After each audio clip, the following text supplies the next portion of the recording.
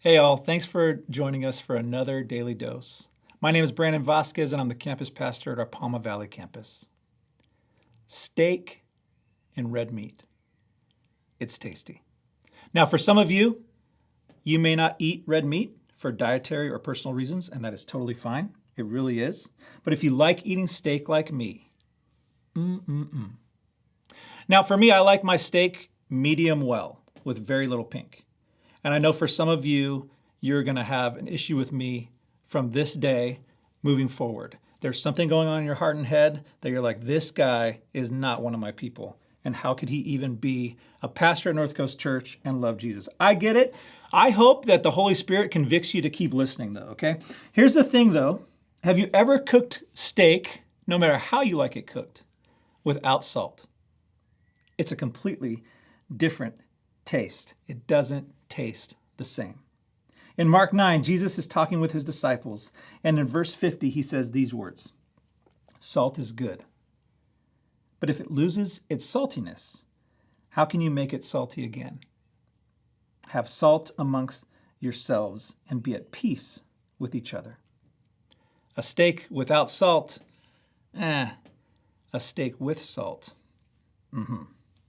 Salt enhances the flavor of a steak.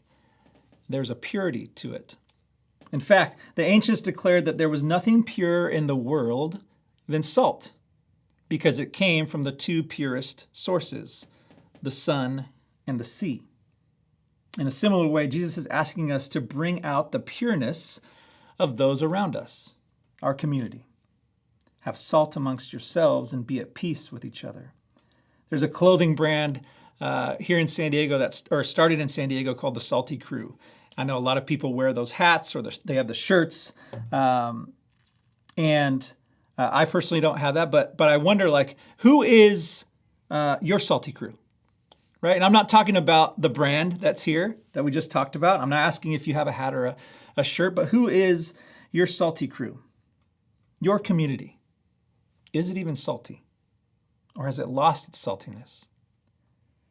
How do we live within salty communities? Just like Jesus says, he says, have salt amongst yourselves and be at peace with each other. How do we live in salty communities? We become peacemakers. Be at peace with each other. In a world and country that is currently broken and hurting,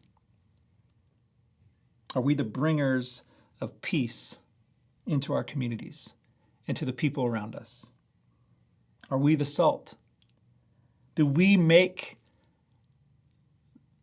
not them taste better, but do we just make them better? Your neighbors, your coworkers, your family members, the people at the grocery store, at the gas station. Your communities need Jesus, whether they believe in him or not. Make sure that they can say that your presence makes them better. We'll see you next time.